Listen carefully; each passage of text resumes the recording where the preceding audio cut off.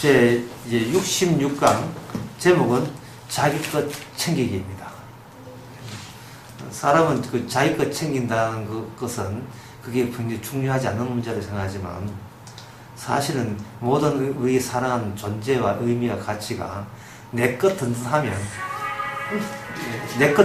이 세상에 아무 손해가 안 돼요. 내 것 든든하면. 내 것이 만약 조금이라도 손해보면 그때는 난리 납니다. 신이 뭐 벌 줬다니, 뭐 신이 징계를 했다니, 그게 되거든요. 그래서 성경에서 말한 거예요. 왜 처음부터 그래, 네 것 챙기기부터 출발하느냐, 그걸 문제 삼는 거예요. 그 내 것 챙기기가 일상에서는 하는 문제거리도 아니고 잘못도 아니에요. 하지만 하나님 말씀을 본 데 있어서는 이것보다 큰 장애라는 게 없습니다.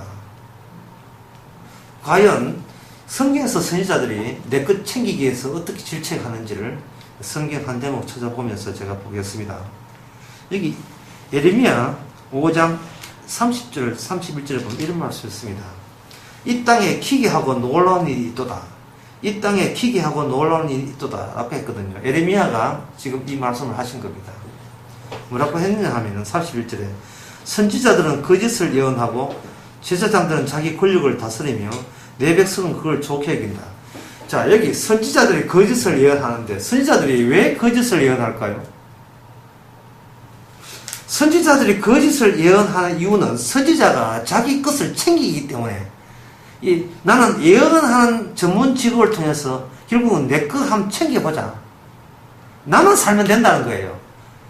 내 것 챙기기에 아무 탈이 없으면 신은 나에게 축복하고 있는 중이고 내 것 챙기기에 어디 차질이 일어나면 신은 나에게 저주하는 중이라고 보는 겁니다. 제가 이런 말을 할 때 신약에 예수님과 사도들이 어떤 길을 갔는지를 염두에 두고 들으시기 바랍니다. 지금 여기 제가 예레미야 이야기했습니다. 예레미야의 선지자 이야기했습니다. 예레미야의 선지자가 거짓 선지자들이 언급하기를 거짓 선지자는 거짓을 예언한다는 거예요. 이 거짓을 예언하는 이유가 그들이 자기 것을 포기하면서 쉽게 말해서 그래 내 한 몸 죽고 양들 살아야지 그런 마음에서 거짓을 예언할 수 있겠어요? 그래서 나는 지지도 군사이고 못 살아도 돼. 하지만 다른 분들은 내 희생으로 다른 사람 다 살아야 돼. 그런 마음 때문에 거짓으로 예언할까요? 예레미야 당시에 그럴까요? 그렇지 않습니다.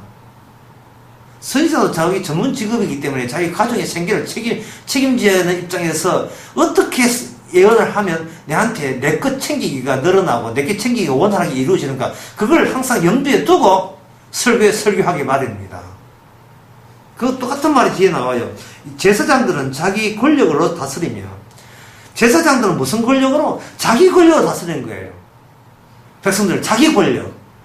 주님의 권위가 아니고 자기 권력이라니까요. 자기 것 챙기는 거예요. 감히 제사장 나라의 권위를 무시하지 말라는 겁니다.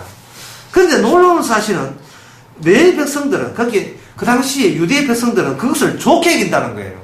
좋게 여길 수밖에 없죠. 각각 자기 챙기는 것이 일상화된 사회에서 오히려 자기 것 챙기지 않는 사람이 있으면 그게 거북스러워요. 너무 희생적으로 사는 것이 자기 죄를 노출시키는 계기가 되기 때문에 그런 게 거북스럽다니까요. 각각 자기 욕심 챙기고 챙기는 것이 오히려 그들과 함께 살아가는 것이 오히려 편할 수가 있습니다. 바로 이런 세상에 있어서 과연 하나님은 그냥 두고 보고 있지 않습니다. 이거는 이거 자기가 챙기게 되면 하나님의 말씀을 어떻게 변조되는가? 예레미야 5장 12절에 그 말씀 나옵니다. 그들은 여호와를 인정치 아니하며 말하기를 여호와가 계신 것이 아닌즉 재앙이 우리에게 임하지 아니할 것이요. 벌써 그들은 말하기를 여호와가 계시냐 안 계시냐를 측정하는 도구가 뭐냐면 현재 자기 것이 그냥 그대로 잘 유지되면 자기는 지금 복받고 있는 중이고 자기 것에 어떤 손실이 주어지게 되면 이것은 하나님이 재앙을 내는 걸로 하나님께서 어떤 화를 내는 걸 보겠다는 겁니다. 그러니까 하나님의 말씀이 잘 되고 살아있다 없다를 내 것 챙기는 일상적으로 평소에도 내 것 챙기는 중에 있기 때문에 내 것 챙기는 것에 대해서 그런 변동사항이나 변화나 차질 그런 것 가지고 하나님의 계신적 안신을 측정하겠다는 겁니다. 이게 어디에 나무 이야기입니까? 오늘날 우리가 평소에 살아가는 모습이 이미 에레미야 당시에 그 당시 사람하고 다를 바 없습니다. 똑같습니다. 자, 예수 이야기는 좀 이따 하고요. 그 전에 먼저 노아 홍수 이야기를 하겠습니다. 이사야 54장 9절에 보면 역시 노아 홍수 이야기가 언급되어 있는데 그 노아 홍수 이야기 언급될 때 항상 이걸 염두에 두시기 바랍니다. 노아 당시에 홍수가 나기 전에 사람들은 먹고 마시고 시집가고 장가가고 사고 팔고 그냥 살았어요. 노아 홍수 임한다고 노아 홍수 산에 가가지고 노아 홍수 오는 걸 구경하거나 관람하거나 그러지 않았습니다. 그냥 그들의 일상을 살았습니다. 그 일상이 뭐냐 하면은 먹고 마시고 시집가고 장가가고 사고 팔고 사람 사는 게 뭐 그런 거야. 농사 짓고 농사 짓다가 쉬고 그런 모든 일들이 결국 어디로 모아지느냐? 자기 것 챙기기로 이게 결론 지어지고 모아지는 거예요. 신이시여 내 것 홀라당 다 가져갈 수 없어서 절대로 그런 생각으로 먹고 마시고 시집가 장가고 사고 팔고 하지 않았습니다. 하나님 아버지 시집간 내 딸내미 빨리 죽게 하시고 장가간 내 아들 망하게 하옵소서. 절대로 그런 식으로 지금이라도 물심판 나타나가지고 어제 장가간 내 아들 물에 혼밥 적어서 죽게 하옵소서. 또 그러든지 안 그러면 내 아들 장가가더라도 그 장가가는 의미 없게 하옵소서. 그런 식으로 생각하지 않아요. 전부 다 장가가도 내 자식 장가가고 시집가도 내 자식 시집가는 거지. 전부 다 내 것 챙기입니다.